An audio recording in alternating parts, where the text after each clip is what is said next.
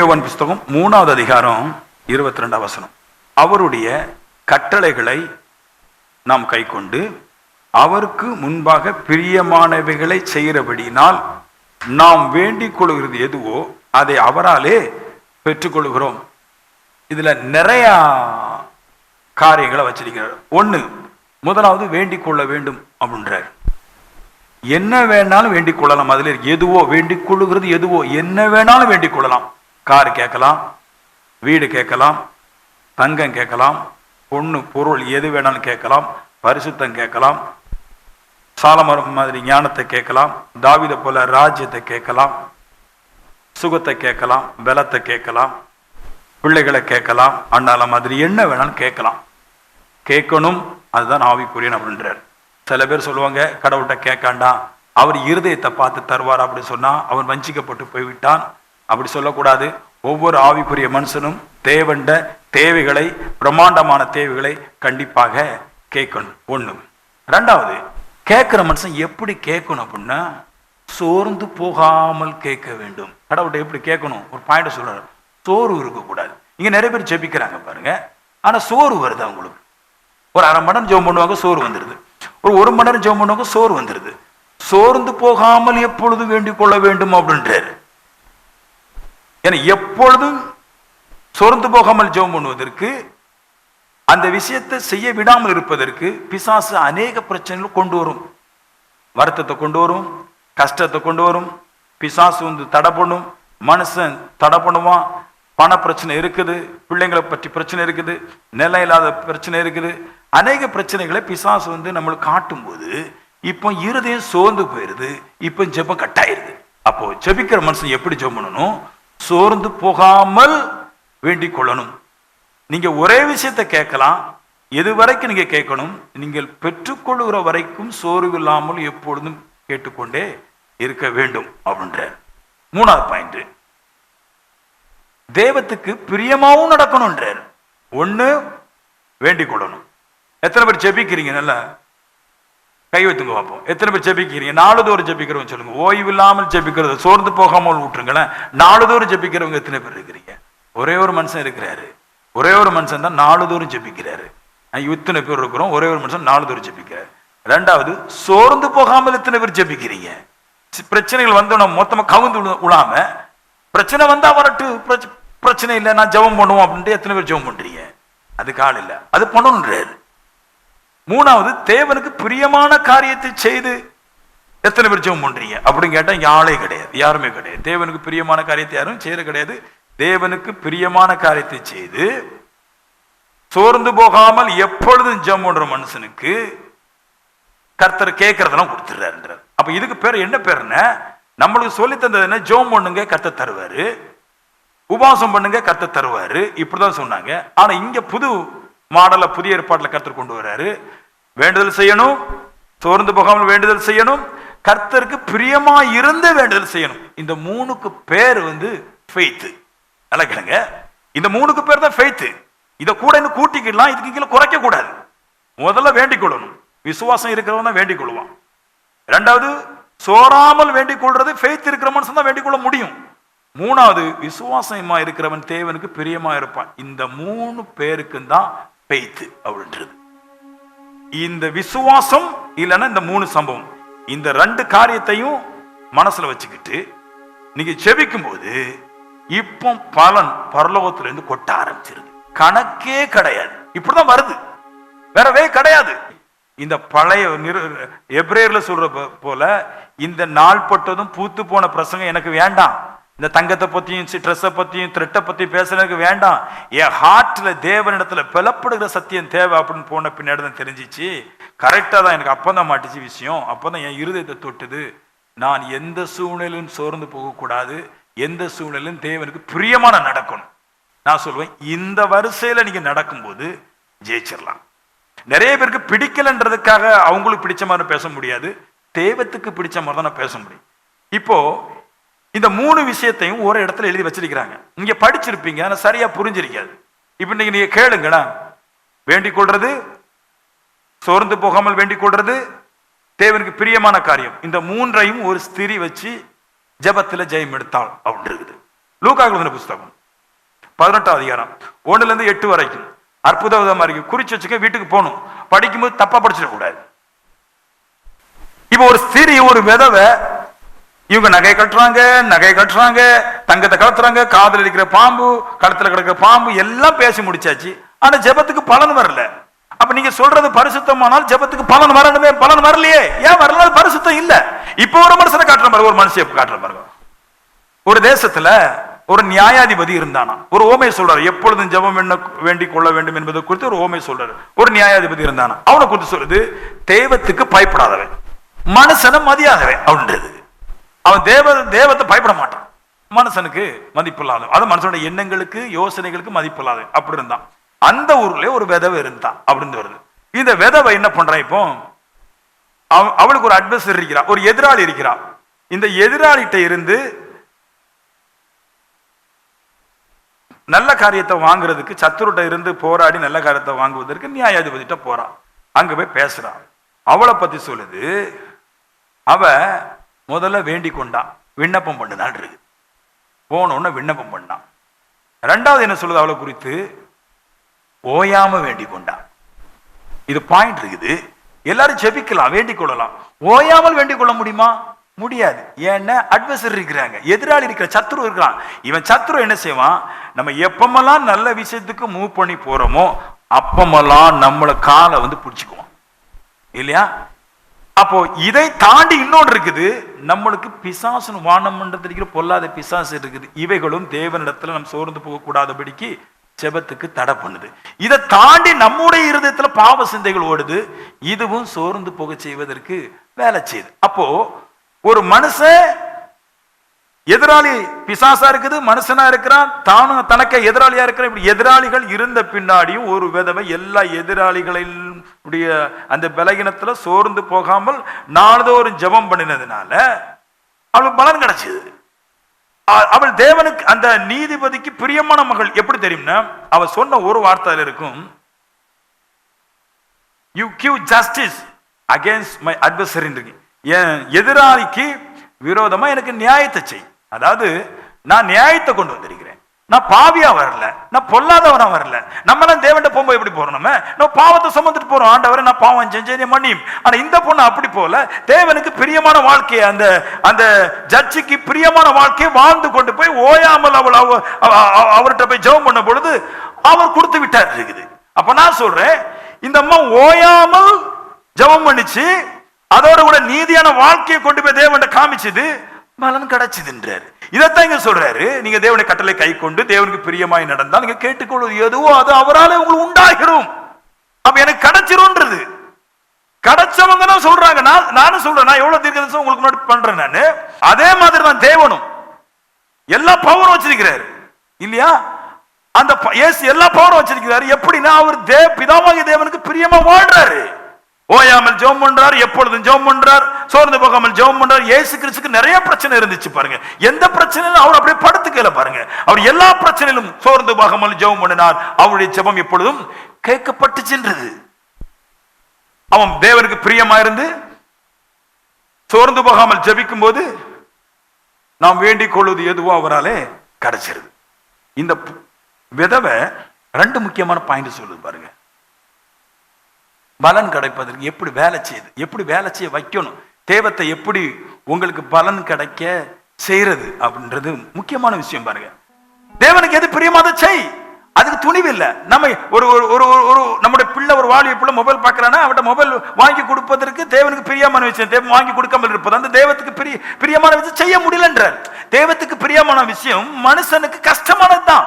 ஆனா மனுஷனுக்கு கஷ்டமானது தேவனுக்கு பிரியமானது. தேவனுக்கு பிரியமானது மனுஷனுக்கு கஷ்டமா இருக்கும். மனுஷனுக்கு கஷ்டமா இருந்த கவலைப்படாத, அது தேவனுக்கு பிரியம் என்று சொல்லி மனுஷனுக்கு கஷ்டப்படுத்து தேவனுக்கு பிரியமா வாழுது. இப்பொழுது ஜெபம் கேட்கப்பட்டோம். நம்ம எங்க எங்க எங்க லெக விட்டுறோம் அப்படின்னா, நம்மளை சூழ்ந்திருக்கிற ஜனங்களிடத்துல தேவனுக்கு பிரியமான காரியத்தை செய்யறது போலாட்டு அவர்களுக்கு பிரியமான விஷயத்தை செஞ்சு வச்சிடறோம். இப்ப கடவுள் நம்ம கூட இல்லாம மனுஷனுக்கு பிரியமான காரியத்தை செய்யாமல் தேவத்துக்கு பிரியமான காரியத்தை செய்ய வேண்டும்ன்றார். அப்பந்தான் ஓயாமல் ஜெபம் பண்ண முடியுதுன்றார். இப்போ ரெண்டு விஷயம் அங்க பண்ணுது பாருங்க.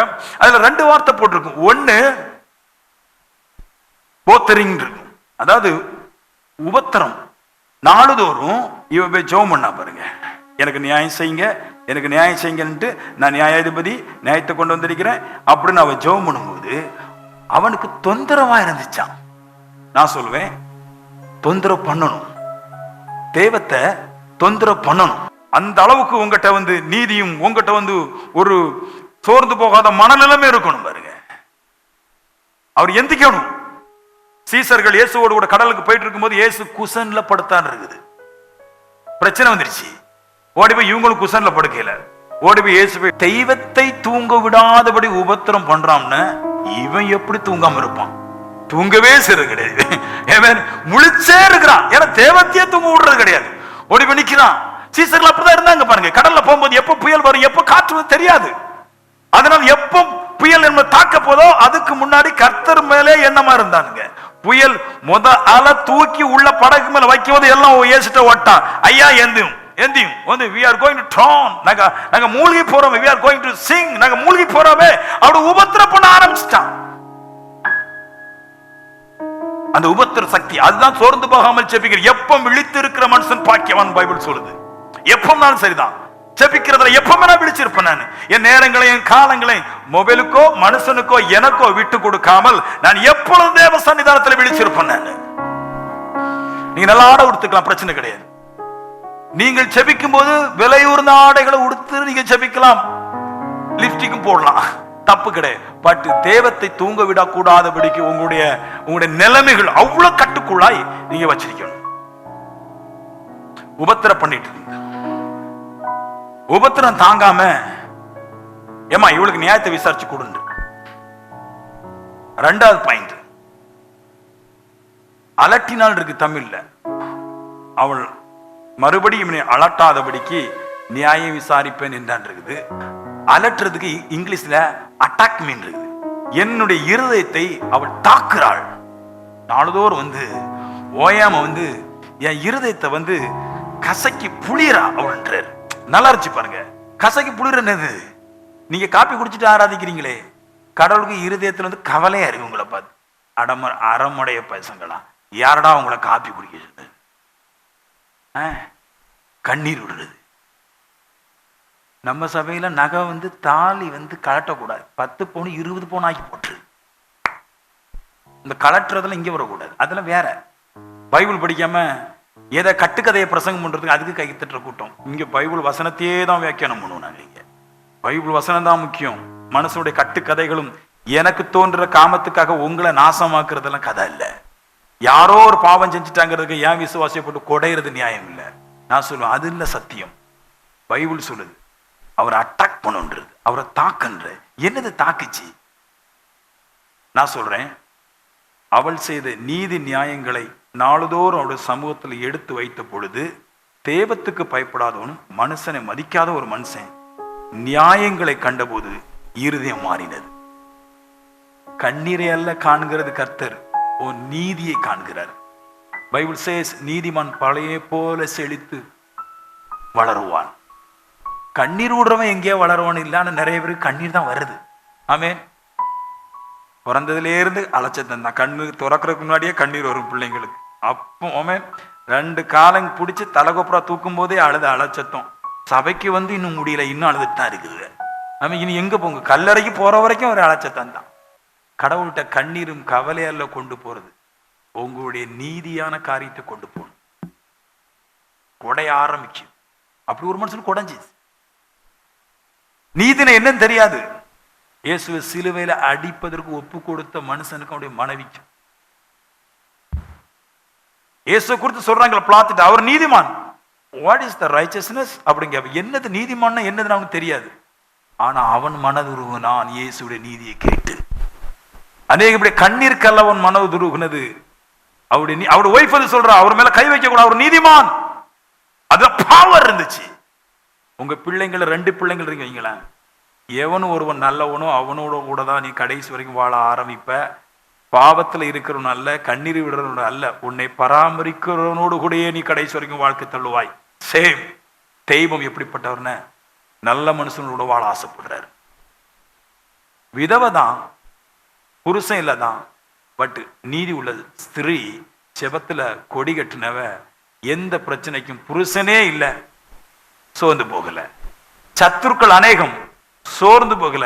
ஏன் பரிசுத்த வாழ்க்கையை யாருக்கும் விட்டு கொடுக்க மாட்டேன், தேவனுடைய கட்டளையை யாருக்கும் விட்டு கொடுக்க மாட்டேன் ஸ்ட்ராங்கா இருந்தா, இரக்கம் இல்லாத நியாயாதிபதியே இறங்குனான்னா அதுக்கு கீழே வரும், கர்த்தர் இரக்கம் உள்ளவர், இப்படிப்பட்டவங்களுக்கு அதிகமாய் நன்மை செய்வார்.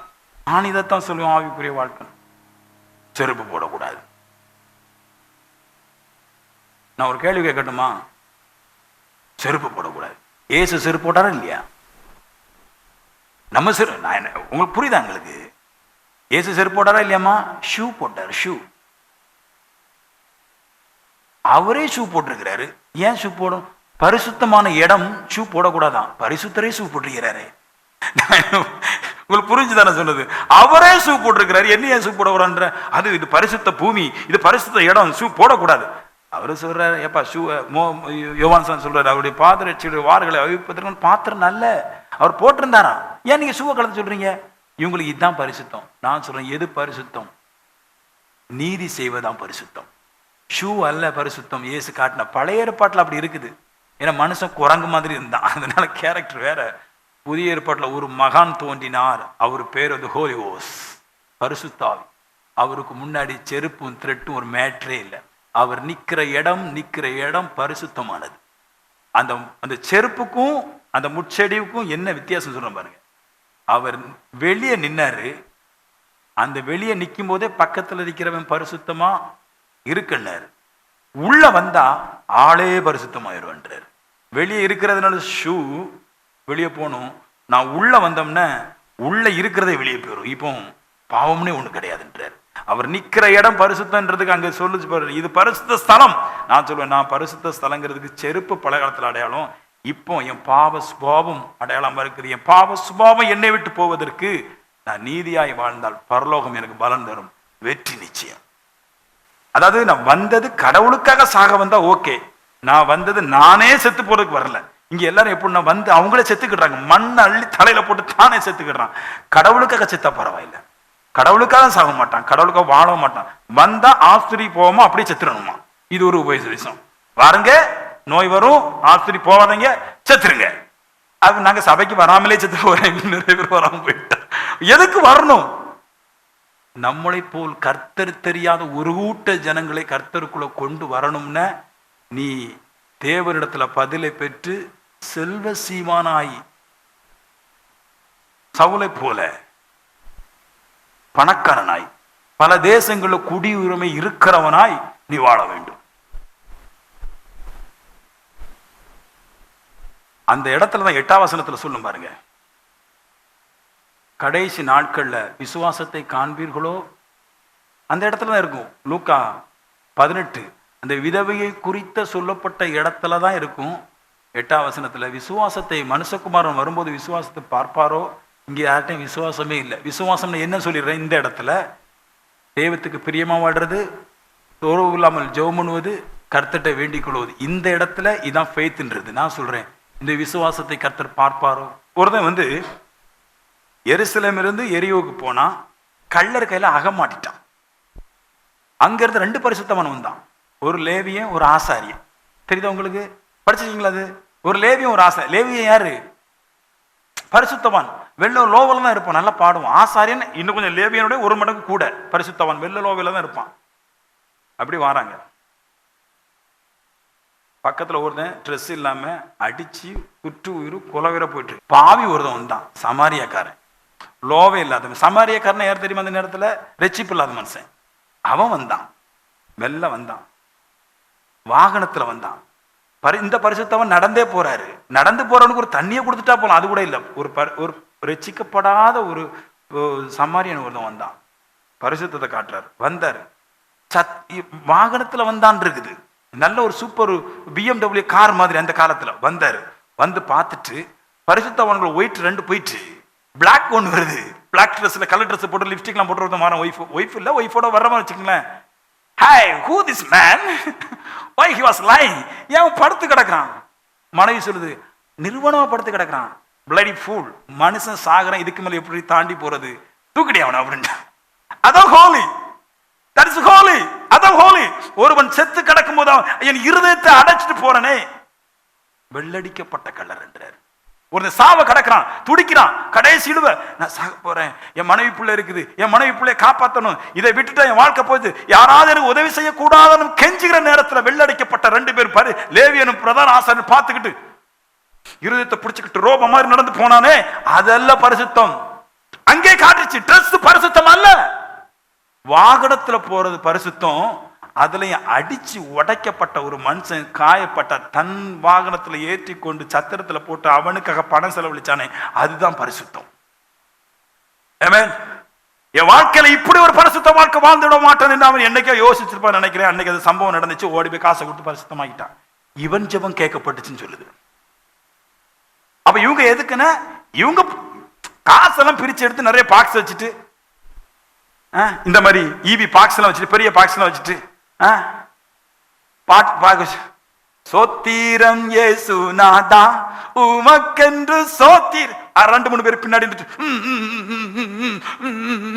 இந்த காக்காவளி மாதிரி இப்படி பண்ணிட்டு இருப்பான். இது பரிசுத்தம் அல்ல. இதை நம்ம சொல்லி கொடுத்துட்டாங்க, பரிசுத்தம் பரிசுத்தம். நோ, தெருவுல கடக்கிற ஒரு மனுஷனுக்கு என் இருதயம் இறங்குகிறது, அதுதான் பரிசுத்தம். அதுவும் யாரு? யாரோ எவரோ என்று எனக்கு தெரியாமல் இருக்கும்போது. பாயிண்ட பிடிச்சுக்கணும். இவன் சமாரியன், அவன் ஜெருசலம்காரன். எருசலேம்ல இருந்து எரியோவுக்கு போனான்றது நல்லா கேட்கணும். எருசலேம்ல இருந்து எரியோவுக்கு போனான். அப்படின்னா யார் அவன்? பரிசுத்தவான், எருசலேமுடைய மனுஷன். எருசலேமுடைய மனுஷனை எருசலேம் மனுஷன் பாதுகாக்கல. சமாரியருக்கும் இயேசுடைய காலத்துல நீர் யூதராயிருக்க சமாரியர்களோடு நீங்க சம்பந்தம் கலவ கூடாது என்று இருக்கும்போது தண்ணி எப்படி கேட்கலாம்? தண்ணியே கொடுக்க கூடாது. ஈவன் ட்ரிங்க்ஸே கொடுத்தான்.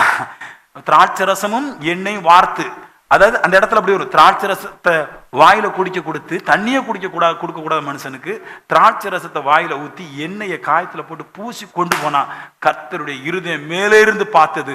அதை தான் தேவன் கீழே ஊமைகளாய் சொன்னார். தேவன் பார்க்காததெல்லாம் ஊமைகளா சொன்னது. ட்ரூத்தை தான் ஒரு ஊமைகளாக, ஒரு கட்டுக்கதையாக பேரபல சொல்றார். ஓமைனா கட்டுக்கதை, கட்டுக்கதையா சொல்றாரு. இது கட்டுக்கதையில வானத்திலிருந்து தேவன் எல்லாவற்றையும் பார்த்துட்டு பூமியில புட்டு புட்டுன்னு ஒரு கட்டுக்கதையை போல ஒரு விலைக்கு சொல்றாரு. நான் சொல்லுவேன், மற்ற சபையில ட்ரெஸ் சொல்லுவான், நான் சொல்லுவேன், உன் தகப்பன் உனக்கு தெரியாதவன், ஒரு புறஜாதி, ஒரு அந்நியன், படிக்க திருமணம் கட்ட சூழல் சரியில்லைன்னா ஃபர்ஸ்ட் அவனுக்கு நீ உதவி செஞ்சுட்டு போ, நீ செய்யற காரியம் வாய்க்கும். ஆமென். ஆண்டவர் எனக்கு சோதிக்கிறார். நான் சொல்லுவேன், யார்கிட்ட கர்த்தர் கொடுப்பாருன்னு ஒன்ன பலவாரியாய் பெருக்கி கர்த்தருக்கு செலவழிக்கிற கர்த்தர் கொடுப்பார். பைசா மட்டும் அப்படித்தான் வரும். ஏன்னா இந்த உலகத்துக்கு அநேக பேருக்கு பணம் தேவை. கடவுள் கொடுக்கிற ஒரே ஒரு ஆள், கடவுள்கிட்ட பணம் யார் வாங்க முடியும் அப்படின்னா ஜெபிக்கிறவன்ல, வாங்கி திருப்பி அவருக்கே கொடுக்கிற மனுஷங்க மட்டும்தான் காசு கொடுக்கும். நீங்க ஓமைகள் எல்லாம் பாருங்க, ஒருவனுக்கு 5 காயின்ஸ்னு வரும், ஒருவனுக்கு 10 காயின்ஸ்னு வரும், ஒருவனுக்கு 3 காயின்ஸ்னு வரும். யாருக்கு திருப்பி கொடுத்தாரு? கொடுத்தவன் திருப்பி இயேசுக்கே கொடுத்தானே, அவனுக்கு மட்டும் தான் திருப்பி கொடுத்தாரு. அவன் தான் பழுகனான். வாங்கினவன் இயேசுக்கு கொடுக்காம ஒளிச்சு வச்சானே, அவன் ஒன்றும் பெறவே இல்லை. எனக்கு என்ன ஒரு வருத்தம் அப்படின்னா, சபைக்கு போறாங்க, ஏன் நீ கஷ்டப்படுறீங்க? போறீங்க ஃபுல்லா கஷ்டம். அது கர்த்தர் அனுமதிச்சிருக்கிறார். கர்த்தர் அனுமதிச்சது உங்களுக்கு வறுமை அல்ல, இதை அனுமதிச்சிருக்கிறார். ஆமென் சொல்லுங்களேன். ஒவ்வொரு ஸ்கூலுக்கும் 10th பாடத்தை அரசாங்கம் அனுமதிச்சிருக்கு. உங்களை பட்டினி போடுறதுக்கோ உங்களை பரதேசி ஆக்குறதுக்கோ அல்ல, அரசாங்கம். இதை விட்டுக்கிட்டு நீங்க அங்க போய் நான் சோதிக்கப்படுறேன், பாடுபடுறேன், வேதனைப்படுறேன், முன்னேறல, ஏழையா இருக்கிறேன், கர்த்தர் பேசக்கூடாது. நீ முன்னேறுவதற்கு என்ற எல்லா வழிகளையும் இதுல இறங்கி கர்த்தர் இறக்கி விட்டுருக்கிறார். இதை பார்த்து பக்குவமா வாழ்ந்துட்டோம்னு ஜெயிச்சிடலாம். 3 விஷயத்த சொல்றேன் இல்லையா? தேவனுக்கு பிரியமா நடக்கிறது அல்ல தேவனுக்கு பிடிச்ச மாதிரி நடக்கிறது. 3 விஷயத்த சொல்றேன். கர்த்தருக்கு பிடிக்கிறது போல நாம் வாழும்போது விடுதலை நிச்சயம், சகல காரியத்திலும் விடுதலை நிச்சயம். இன்னைக்கு 3 விஷயம் சொல்றேன், சகலத்தையும் அவருடைய கரத்திலிருந்து எடுத்துக்கொள்ள முடியும். அதுக்கு 1 ஆவிக்கேற்ற பலி. 1 பேதுரு 2:5 கிறிஸ்து இயேசு மூலமாய் தேவனுக்கு பிரியமான ஆவிக்கேற்ற பலிகளை அப்படி இருக்குது. ஆவிக்கேற்ற பலின்னு இருக்குது, செலுத்தும்படி அப்படி இருக்கு. ஆவிக்கேற்ற பலி அப்படின்றதுல மொத்தம் 4 பாயிண்ட் இருக்குது. அதுல மனுஷன் ஒரு பலியை மட்டும் செலுத்துறான், மற்ற 3 பலியை விட்டுறான். கேளுங்க, பலின்னு சொன்னா 4 வரணும். முதல்ல சொன்னேன் ஃபெய்த்ன 3 காரியத்தை சொன்னேன். அதே மாதிரி பலினா 4 இருக்குது. நம்ம சின்ன சின்னதே பிடிச்சிட்டு போக கூடாது எப்ப பார்த்தாலும். அதுல 1 எபிரேயர் 13, 15, 16 இதை பற்றி எழுதி வச்சிருக்குது. அங்கதான் வர்றேன். அங்க சொல்லுது, அவருடைய நாமத்தை துதிக்கும் பலி, ஸ்தோத்திர பலி இல்லையா? அவருடைய நாமத்தை உதடுகளிலே ஸ்தோத்திர பலி வருது. என்னவா, ஒரு ஆவிக்குரிய மனுஷன் பலி செலுத்தும் போது உதட்டுல எப்பொழுதும் ஸ்தோத்திரத்தை உச்சரிக்க வேண்டும் அப்படின்றது. அந்த ஸ்தோத்திரத்தை ஏன் அப்படின்னா, அவருடைய நாமத்தை துதிக்கிற பலின்றது இயேசு கிறிஸ்துவின் நாமத்தை துதிக்கணும் சொல்லுது. ஏன்னா இயேசு கிறிஸ்துவின் நாமத்தை மட்டும் தான் துதிக்கணும். அப்படி துதிக்கும் போது உங்களுக்கு பலன், நீங்க நெருங்கிட்டீங்க. அந்த இயேசு கிறிஸ்துவின் நாமத்துக்கு 2 பவர் இருக்கு. 1, அந்த நாமத்துக்கு அதிகாரம் இருக்குது. 1, அந்த நாமம் உடையவர் உயிர் உள்ளவரா இருக்கிறார். நல்லா கேட்டுடுங்க. இந்த 2 ஆற்றல் இருக்கிற மனுஷனை மட்டும்தான் நீங்க துதிக்க வேண்டும். 1, இயேசு கிறிஸ்துவின் நாமம். அந்த நாமம், மறுபடியும் சொல்றேன், அந்த நாமம் உடையவர் உயிரோடு இருக்கிறார். இன்னொன்னு, அந்த நாமம் உடையவர் அதிகாரம் உடையவராக இருக்கிறார். இந்த உயிரோடு இருக்கிறவரையும் அதிகாரம் இருக்கிறவரையும் அந்த நாமத்தை துதிக்கும் போது மட்டும்தான் உயிர் உள்ளவர் அதிகாரத்தை பயன்படுத்தி உங்களுக்கு நன்மையை வாங்கி தர முடியும். அவருடைய நாமத்தை, கர்த்தருடைய நாமத்தை துதிக்கிற துதியாக கனியாக ஸ்தோத்திர பலியை செலுத்தணுன்றார். அப்ப உயிர் உள்ளவரா இருக்கிறார், அதிகாரம் உடையவரா இருக்கிறார். இந்த உயிர் உள்ளவரையும் அதிகாரம் உடையவரையும் நீங்கள் துதிப்பதுதான் ட்ரூத், உண்மையான ஸ்தோத்திர பலி இல்லையா? தேவனுக்கு பிரியமான பலியா இருக்க முடியும்.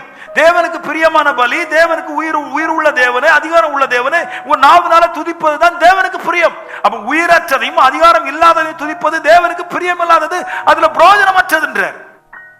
நிறைய பேர் இறந்து போனவனையும் அதிகாரம் இல்லாதவனை துதிக்கிறதுனால தேவனுக்கு பிரியம் இல்ல, பலனற்று போகிறது. நீங்களும் அவர்களை போல ஒருவர்களாய் மாறாமல் அதிகாரம் உடைய கர்த்தராகிய இயேசு கிறிஸ்துவையும் உயிருள்ள கர்த்தராகிய இயேசு கிறிஸ்துவின் நாமத்தை நீங்கள் சொல்லும் போதுதான் எல்லா இடங்களிலும் அதுக்கு ஆற்றலும் பவரும் வேலை செய்கிறது.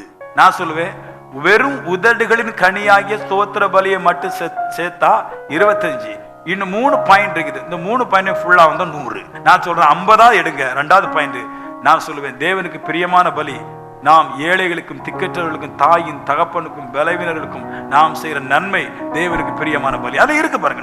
நான் கட்டுக்கதை சொல்லல. எபிரேயர் 13, 15, 16 இருக்குது. 2, தானம் தர்மம் செய்கிறது. மனம் உகுந்து தானம் தர்மம் செய்யறமே, இது தேவனுக்கு பவர்ஃபுல்லான பலி. ஆமென். பவுல் எழுதுறாரு, மேல வானத்துல போய் சத்தியத்தை கேட்டு வந்திருக்கிறார். ஆமென். இந்த தானம் தர்மம் என்ன சொல்றேன் பாருங்க. இந்த பலி செலுத்துவாங்க. பழைய ஏற்பாட்டுல ஆசாரிகள் பலி செலுத்துவாங்க இல்லையா? பலி செலுத்தும் போது லட்சக்கணக்கான ஆடுகளையும் ஆயிரக்கணக்கான மாடுகளையும் கொல்லுவாங்க. ஏன் அதை கர்த்தர் கேட்டார் அப்படின்னா, ஏன் அவங்களுடைய இருதயத்துல ஊதினாருன்னா, அங்க இருக்கிற ஏழைகள், அனாதைகள், திக்கற்றவர்களுக்கு சாப்பாடு இல்லை. இது எப்படி வாங்கி கொடுக்கிறாருன்னு, இவர்கள் செய்யற அந்த பலி ஏழைகளுக்கு தானம் தர்மமாய் செல்லுகிறது. உங்களுக்கு புரியுதா? கடவுளுக்கு நீங்க சாலமன் 1000 எடுத்தான், தாவீது நிறைய பலி செலுத்தினா, யாருக்குன்னு?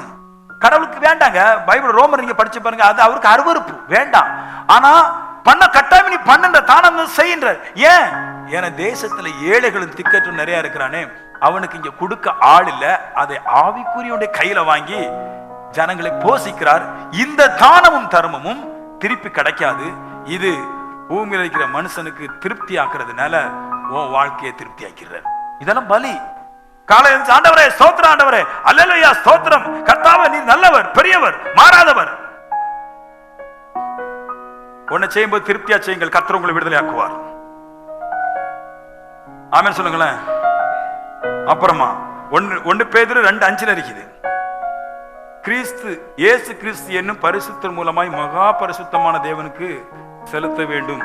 இல்ல கிறிஸ்து இயேசு மூலமாய் தேவனுக்கு பிரியமான ஆவிக்கேற்ற பலி. அதாவது எப்படி செலுத்தணும்னா, தேவத்துக்கு பிதாவாகிய தேவன் செலுத்தணும், அது இயேசு கிறிஸ்து மூலமாக செலுத்தணும். ஏன் பிதாவாகிய தேவனுக்கு இயேசு கிறிஸ்து மூலமா செலுத்தணும்னா, பிதாவாகிய தேவன் பரிசுத்தர், அப்படியே குமாரன் பரிசுத்தர். பரிசுத்தர் நாம் நெருங்குவதற்கு இந்த இயேசு கிறிஸ்து என்னும் பரிசுத்தர் மூலமாக மட்டுமே பிதாவிடத்துல போனால் நீங்களும் பரிசுத்தமாக்கப்படுகிறீர்கள். இது தேவனுக்கு மிகுந்த பலியா இருக்கிறது. ஆமென் சொல்லுங்களேன். இந்த நாளும் தான் சரியான பலி. இந்த நாள் எங்க ஒரு மனுஷன் இருக்குதோ, அவன் பசி அடைவதில்லை, தாகம் அடைவதில்லை. Jesus said, என்னிடத்தில் வருகிறவன் ஒரு காலம் பசி அடையான், என்னை விசுவாசிக்கிறவன் ஒரு காலம் தாகம் அடையான். அந்த வசனத்துடைய முழு கோட்பாடு, விரிவாக்கம் இதுதான்.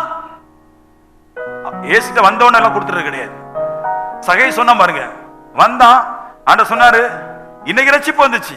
அவன் என்னதான் சொன்னதுக்கு முன்னாடி, ஆண்டவரே சந்தோஷம் வராம பாருங்க. கூட்டத்தில் நீங்க இயேசு பார்க்க முடியல, இவர் இவ்வளவு தான் இருக்கிறாரு, டொக்கு டொக்குன்னு வராரு. அவர் வெள்ளதான் போட்டு கலெக்டர், அவர் பெரிய கலெக்டர், ஆள் தான் கட்டை. இந்த கட்டையை நம்ப கூடாது, கள்ளனை நம்பினாலும் குள்ளனை நம்ப கூடாது. அந்த மாதிரி கட்டையா இருந்து ஊரே கொள்ள எடுத்து வச்சிருக்கான். இவரு வெள்ளங்கி தான். ஆனா ஏசுட்டு ஒரு வார்த்தை சொன்னா, அப்படி போகும்போது ஏசு இப்படி போறாரு, சகை இப்படி வரான், இந்த கைக்கு அப்பதான் வளர்ந்துருப்பான், இப்படிதான் சவுண்ட் கேட்டுச்சு தெரியல. வரும்போது கொட்டையும் எப்படி வரான், ஏசு இப்படி நடக்கிறாரு. அப்ப இவர் சொல்றாரு, ஆண்டவரே யார்த்தையா திருடுற மாதிரி உங்களுக்கு தெரியுதா?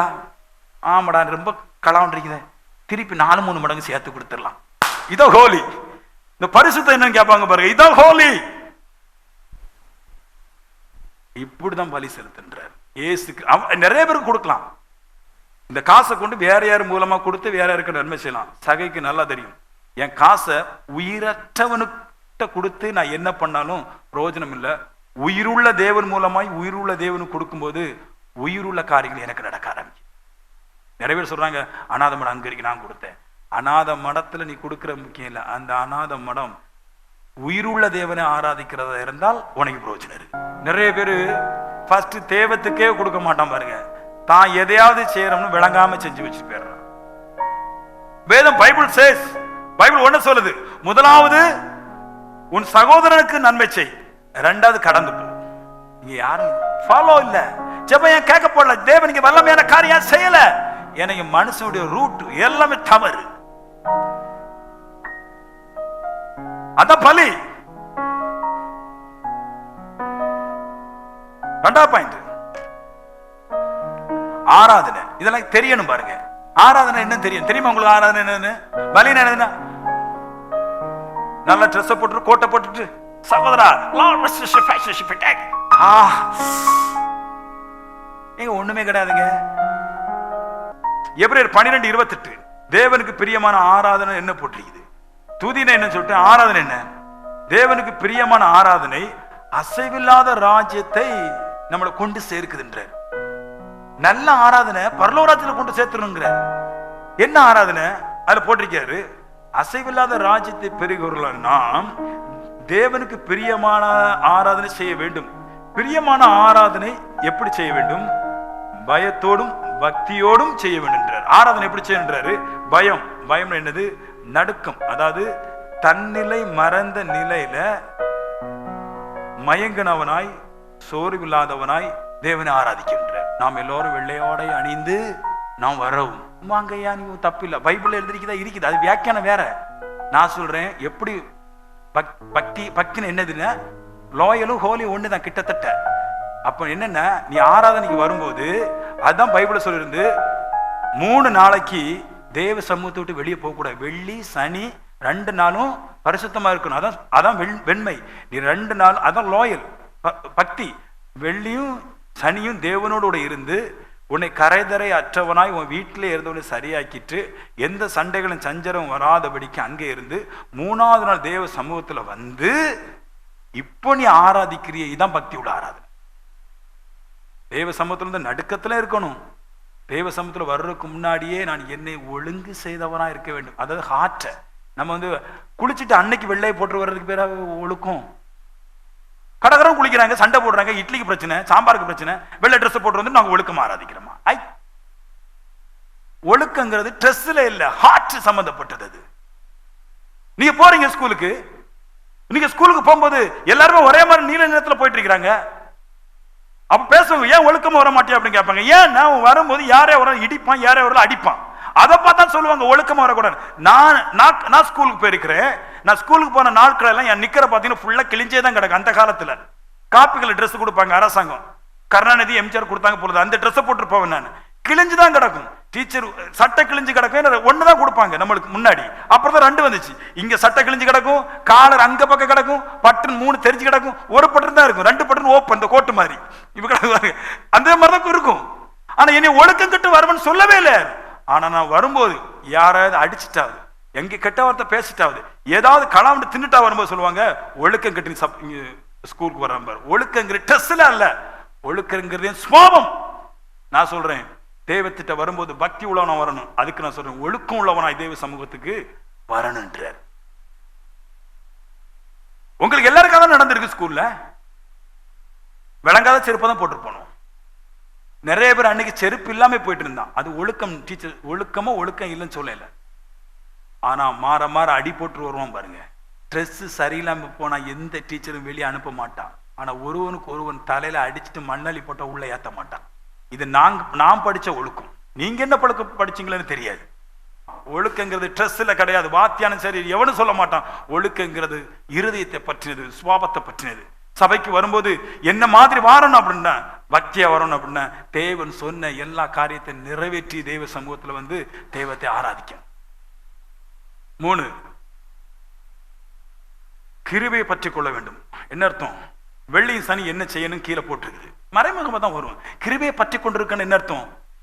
கர்த்தர் இங்க வந்த பிறகு கிருபையாய் கர்த்தர், அவருடைய கிருபை எண்ணி முடியாதது, அதுக்கு அளவற்றது. இது சொல்றதுக்கு வரல. கிருபை என்னது? கிருபையை பற்றி கொள்ள இருக்கு கடவுள்ன. இயேசுவை சேர்ந்து இருக்குன்னு சொல்றது அது முன்னாடியே சொல்லிட்டோம். அது சொல்லல.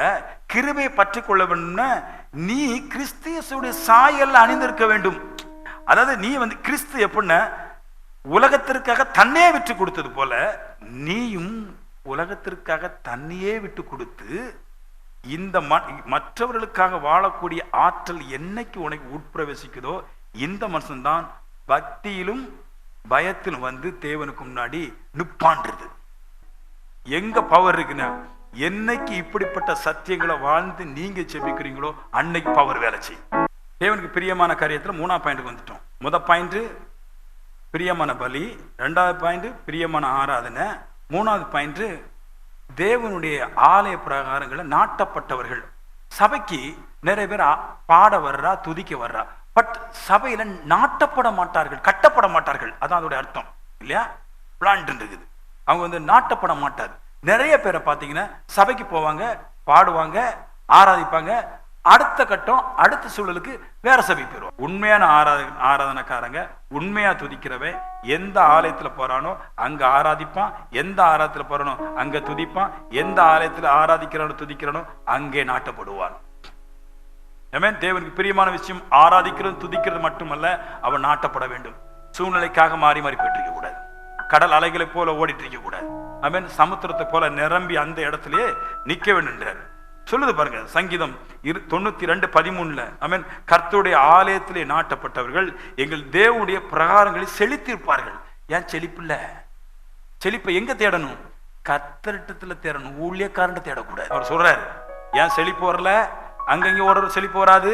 92:13 சொல்லுது, கர்த்தருடைய ஆலயத்தில் நாட்டப்பட்டவர்கள் எங்கள் தேவனுடைய பிரகாரங்களில் செழித்திருப்பார்கள். செழிப்பு எங்க வருதுன்னு பேசுறாரு.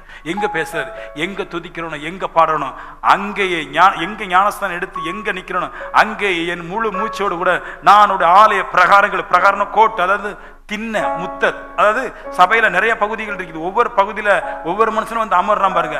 அவன் சாவர வரைக்கும் ஞானஸ்தானம் எடுத்து கர்த்தரை ஆராதிச்சு அந்த ஆலய பிரகாரங்கள் வந்து நாட்டப்படுறானே, என் ஜீவன் போனாலும் எந்த சூழ்நிலைக்கு மாற மாட்டேன்னு சொல்லி அங்கே இருக்கிறானே, அவனை கர்த்தர் சொல்லுவ செழிப்பான். செழிப்பான், அவன் செழிப்பான். ஊழியக்காரன் ஒரு மங்கனம் கிடையாது. ஊழியக்காரனுக்கு பின்னாடி 4 கீபோர்டு வாசிக்கிறவன் இல்லைன்னா அவனை தெருவில் நாட்ட முடியாது. ஆனா உண்மையுள்ள விசுவாசி அவன் எந்த சூழ்நிலையிலும் தேவ சமூகத்துல நாட்டப்படுவான். அவன் செழிப்பான்றது. பாடுறதும் ஆராதிக்கிறதும் 2 பலியும் ஆராதனையும் முக்கியம். அதை தாண்டி வேஷம் காட்டாமல் அங்கே நட்டப்பட்டிருக்கிறவன் 100 மடங்கு செழிப்பான். 92:10 இருக்குது, காண்டாமிருகத்தின் கொம்பை போல உயர்த்துவீர். ஏன் காண்டாமிருகத்தின் கொம்பை போல உயர்த்துன? இங்க எல்லா மிருகத்தை பார்க்கிலும் எந்த மிருகத்துடைய கொம்பு ஸ்ட்ராங்னா காண்டாமிருகத்துடைய கொம்பு ஸ்ட்ராங்ன்றார் இல்லையா? அது ஒரு மகிமையை கொடுக்குதுன்றார். அப்படி போலவே காண்டாமிருகத்துடைய கொம்பு எப்படி தலை சிறந்ததா உயர்ந்ததா இருக்கிறதோ அப்படி விலை உயர்ந்ததும் கூட காண்டாமிருகத்துடைய கொம்பு, அது ஸ்ட்ராங்கானதும் கூட. அப்படி போல நீ தேவ சமூகத்துல நாட்டப்பட்டிருக்கும் போது நான் காண்டாமிருகத்து கொம்பை போல உன்னை உயர்த்துவேன். இத செழிப்புன்றார். சும்மா வராது செழிப்பு, இப்படிதான் வருன்றார். அடுத்து சொல்றாரு 92:10 2ஆம் பாயிண்ட் சொல்றாரு, புது எண்ணெயினால் அபிஷேகம் பண்ணுகிறேன். என்ன அர்த்தம்? அந்த வசனத்துல அழகா இருக்கு பாருங்க. காண்டாமிருகத்துக்கு ஒத்த கொம்பை கொடுப்பேன்னு சொல்லிட்டு புது எண்ணெயினால் அபிஷேகம் பண்ணும். யாரு? தேவனுடைய ஆலய பிரகாரங்களை நாட்டப்படுற நேரம் இருக்கும்போதெல்லாம் தெய்வ சமூகத்துல வந்து மனுஷனை பார்க்காம முழங்கால போயிட்டு கர்த்தாவே நீரே என் தெய்வன். புது எண்ணெய் அப்படின்னா சபைக்கு வரும்போது ஒரு அபிஷேகம் கிடைச்சிருக்கும், அது சபையில கொண்டு வந்து ஆராதிக்க பண்ணும். அடுத்து அவனை நாட்ட பண்றதுக்கு ஒரு அபிஷேகம் வரும், அது நாட்ட பண்ணும். அவனுக்கு பலத்தை கொடுக்க ஒரு அபிஷேகம் பண்ணும், அவனுக்கு உயர்வுக்கு ஒரு அபிஷேகம் வரும், சுகத்துக்கு ஒரு அபிஷேகம் வரும். எல்லாமே அபிஷேகத்தினால் நடக்குதுன்றார். தேவனுடைய பிரகாரங்கள்ல வந்து முழங்கால் படிட்டு தேவனை விசுவாசத்தோடு நீதியோடு கூட பிரியமான வாழ்க்கை வாழ்ந்து ஆராதிக்கும் போது அவர் கொட்டோ கொட்டோ கொட்டோ கொட்டோ கொட்டோ கொட்டோன்னு அபிஷேகத்தை வச்ச உடனே எல்லாமே என் வாழ்க்கையில வந்து விடுன்றார். ஆமென். எனக்கு இந்த மாதிரி சத்தியம் தான் பிடிக்கும். 3:92-12 பனையை போல செழித்து. பனை எப்படி செழிக்கும் பாத்தீங்கன்னா, தண்ணி இல்லாத காட்டுல தான் பனை வளரும். தெரியுமா எத்தனை பேருக்கு? கேரளாவில எல்லாம் பனை பார்க்க முடியாது, பனை கிடையாது. அங்கெல்லாம் வேற மாதிரி பனை செழிக்குதான். முன்னாடி எல்லாம் பனங்கா திங்கிறத அருவருப்பா சொல்லுவோம் நாங்க, பனங்கா தலை அப்படின்ட்டு. அப்படியே கடிச்சு தும்ப. அந்த காலத்துல பனங்கா தான் சாப்பாடு பாருங்க. அப்படி இழுக்கும் போது அப்படி வாயெல்லாம் அப்படியே ஜூஸ் மாதிரி அப்படியே இருக்கும் பனங்கா. அவர் சொல்றாரு அது எங்க வளருது? நடு வெப்பத்துல, நடு காட்டுல, நடு வெப்பத்துல, தண்ணி இல்லாத காலத்திலையும் அது கனி கொடுக்கும் பனை. ஹலோ, எல்லா மரமும் தண்ணி இருந்தா கொடுக்கும், பனை மரம் தண்ணி இல்லாட்டியும் கொடுக்கும். அவர் சொல்றாரு அது எங்க நாட்டப்படுதான்? வனாந்திரத்துல ஒண்ணு இல்லாத இடத்துல நாட்டப்படுதான். ஆவிக்குரிய எங்க நாட்டப்படணும்? மனுஷனே இல்லாத தேவ சமூகத்துல நாட்டப்படணும்ன்ற. ரெண்டும் ஒண்ணுதான். மனுஷனை தேடி போனேன்னா மாட்டிக்குவ, இசையை தேடி போனா மாட்டிக்கிடுவ. ஜீவன் கிடைக்க கூடாது. உன் இருதயத்துக்கு இந்த மாதிரி சவுண்டு, இந்த மாதிரி சத்தம் கிடைக்காமல் ஒன்றுமே இல்லாத வெட்டாந்தரத்துல தேவனோடு கூட நீ இருந்து நாட்டப்பட்டு ஆராதிக்கிறியே, நீ பனைமரம்ன்றாரு. எப்படி பனைமரம் அப்படி செழிக்குதோ அப்படி நீ செழிப்ப. நாங்களாம் அப்படிதான் செழிக்கிறோம். எப்படி செழிக்கிறோம்? ஒரு நேர சாப்பாட்டுக்கு கஷ்டப்பட்டிருந்த குமார் லட்சக்கணக்கான பேருக்கு சாப்பாடு போடும்படிக்காய் இந்த பனைமரத்தை தேவன் வளர செய்கிறார். உங்களையும் கர்த்தர் அப்படி செய்வார். மனுஷனை நம்பாத, இசையை நம்பாத, பாடகனை நம்பாத, வெறும் பனையை போல வெட்டாந்தர இருந்து தேவனை ஆராதிக்கப்பாரு. சோபா வேண்டாம், வேணும்னா வச்சுக்க, இருந்தா நல்லது. வேண்டாம் சொல்ல மாட்டேன். நன்மைகள் ஒன்றுமே இல்லாட்டியும் உன்னை பனைமரமா நினைச்சு எந்த வெக்கையிலும் எந்த சூழலையும் தேவனோடு கூட இருந்து துதிக்க ஆரம்பிச்சான், தீமை செய்யாத நன்மையான வாழ்க்கையும் சேர்ந்து உங்களை உயர்த்தும். அப்புறம் சொல்லிட்டு 4வது பாயிண்ட் சொல்றாரு. ஆமென். லிபனனில் உள்ள கேதுரை போல நீ வளருவாய். 92:12 அதுனா ஸ்ப்ரெட் ஆயிரும். இந்த கேதுரு மரம் என்ன செய்யுதுன்னா நல்லா வளர்ந்து பெருசாகி நிறைய பேருக்கு நன்மை கொடுக்கிற அளவுக்கு குருவிகளும் காக்கைகளும் வந்து அதுல வந்து சேர்ற அளவுக்கு அதுல பெருசா படர்ந்து நல்ல கனி கொடுக்கின்ற. எப்படி பாருங்க, தேவனுக்கு பிரியமான வாழ்க்கை திங்க இல்லாத நம்மளை கோடி கோடி பேருக்கு திங்க பண்ணுகிறதுன்ற. நார்மல் ஆராதனை சபைக்கு உள்ள, உண்மையான ஆராதனை சபைக்கு வெளியே காட் பவரை கொடுத்துட்டு இருக்கிறார். கர்த்தருக்கு பிரியமாய் நடந்து, சண்டைக்காரங்க கூட சமாதானமா இருந்து, தாய் தகப்பனை தனக்கு சொந்தமாய் சேர்த்து கொண்டு, பலகீனர்களை உதாசனப்படுத்தாமல், எல்லாருக்கும் ஆகாரம் போட்டு, எல்லாரும் என்னை போல சமமாய் நினைத்து நான் தேவ சன்னிதானத்துல வந்து தனிமையாயிருந்து தேவனோட காலங்களை நேரங்களை கழிப்பது என் ஜெபத்திற்கு மிகுந்த பலனை கொண்டு வருகிறது.